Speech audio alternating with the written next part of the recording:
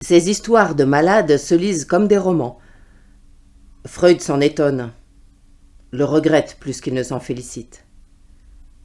Comme des romans, oui, tant que ce sont des histoires, des narrations. Une analyse, elle, ne se prête pas à la narration.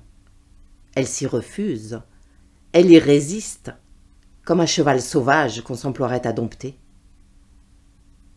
Souvent, quand je reçois un éventuel futur patient, je vois se tisser le canevas d'un roman.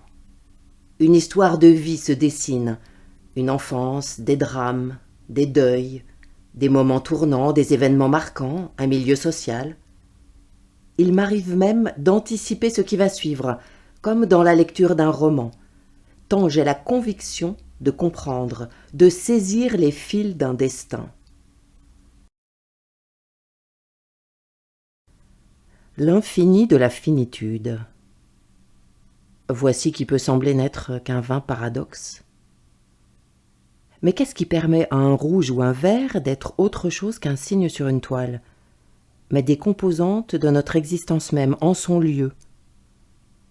Ce qui le permet, c'est la capacité que nous avons ici, maintenant, de percevoir sur un fruit, une feuille d'arbre, les passages du rouge au vert, ou au jaune ou à d'autres tons indéfinissables, qui se font sur eux, ou plutôt en eux, avec des nuances qu'on peut bien dire de l'infini, puisqu'on ne peut les rendre dans un tableau qu'en cherchant toujours plus en profondeur que les distinctions plus grossières que proposent les tubes de couleurs. La moindre chose est infinie de cette façon. L'arbre a dans son unicité évidente de l'infini, car il n'est pas simplement ses centaines de branches, ses milliers de feuilles et les bosses et creux innombrables de son écorce, mais aussi les nuances de ses diverses couleurs, et tous les angles de vue qu'il offre au regard, et toutes les relations qu'il suggère de découvrir entre lui qui est ici et les autres vies qui sont là autour. La finitude, cet enfermement d'une existence dans des limites précises, a un infini intérieur, et aussi bien dans sa durée que dans son espace, car chaque instant vécu est un carrefour, avec des perspectives nombreuses.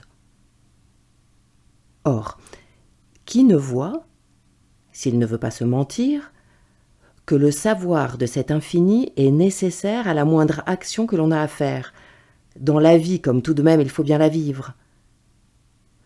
Comment choisir, quoi que ce soit, si on ne prend pas conscience de cette profondeur dans ce qu'on regarde?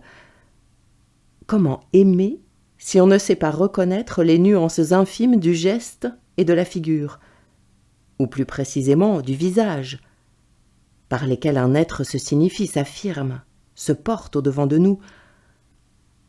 La vérité est dans la nuance, disait Cézanne. L'amour aussi. Fort pressé d'expédier une petite affaire en cours, j'appelai tout à coup Bartleby. Dans ma hâte et dans ma confiance naturelle en son obéissance immédiate, j'étais assis, la tête penchée sur l'original, et ma main droite tendant la copie de flanc avec quelque nervosité, afin que Bartleby pût s'en saisir dès l'instant qu'il émergerait de sa retraite et se mit au travail sans le moindre délai. Telle était donc exactement mon attitude lorsque je l'appelai en lui expliquant rapidement ce que j'attendais de lui, à savoir qu'il collationna avec moi un bref mémoire. Imaginez ma surprise! Non, ma consternation, lorsque, sans quitter sa solitude, Bartleby répondit d'une voix singulièrement douce et ferme: « Je préférerais pas. » Je gardai pendant quelques instants un silence parfait, afin de rassembler mes esprits en déroute. L'idée me vint aussitôt que mes oreilles m'avaient abusé ou que Bartleby s'était entièrement mépris sur le sens de mes paroles. Je répétai ma requête de la voix la plus claire que je pusse prendre, mais tout aussi clairement retentit la même réponse que devant: « Je préférerais pas. » Je suis né d'un pays qui devait être le mien. Nul autre n'aurait pu, comme lui, m'enchanter de son esprit, m'enseigner l'art de vivre. Mon existence était un dessin crayonné de main de maître. Un génie âpre, fantaisiste en traça les grands traits, et me laissa le soin d'en parfaire l'image, et des miracles s'accomplirent. Chante, m'ordonna ma fée, chante, et fais rire. Que je suis heureuse, ma chère, j'en perds la tête. Et ce n'est pas de l'amour pour plaisanter. Du beau Raoul, j'ai su faire la conquête. J'en suis aimée, et je peux m'en vanter. Cet amant-là m'a déjà fait connaître le désespoir, les pleurs, etc. Il voulait même me jeter par la fenêtre.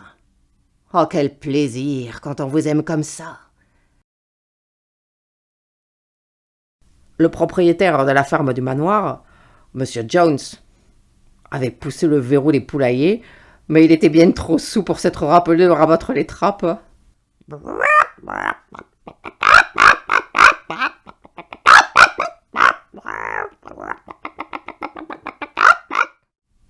S'éclairant de gauche et de droite avec sa lanterne, c'est en titubant qu'il traversa la cour. Il entreprit de se déchausser, donnant du pied contre la porte de la cuisine, tira au tonneau un dernier verre de bière et se hissa dans le lit où était Mrs. Jones, déjà en train de ronfler. Dès que fut éteinte la lumière de la chambre, ce fut à travers les bâtiments de la ferme un bruissement de aile et bientôt tout un remue-ménage. Dans la journée, la rumeur s'était répandue que Sage l'Ancien avait été visité au cours de la nuit précédente par un rêve étrange.